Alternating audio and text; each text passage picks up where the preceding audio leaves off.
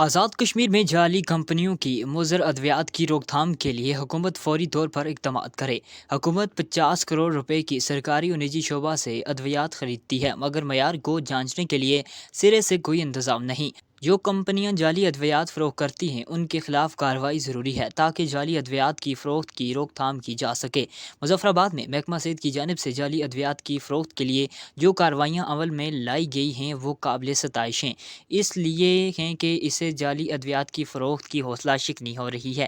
ہم نے حکومت سے جعلی ادویات کی فروخت کے خلاف کارروائی کے لیے درخواست بھی دے رکھی ہے تاکہ ان لوگوں کے خلاف کارروائی عمل میں لائی جائے۔ میرپور کے اندر لیب موجود ہے، تاہم اس کو فعال کرنے کی ضرورت ہے۔ ان خیالات کا اظہار پیرا میڈیکل سٹاف ایسوسی ایشن آزاد کشمیر کے مرکزی صدر Waqar Hussain Jafri, Mir Muhammad Arif secretary general health employees organisation Azad Kashmir, Raja Nabeel media adviser CDC نے مرکزی ایوان صحافت میں پریس کانفرنس سے خطاب کرتے ہوئے کیا۔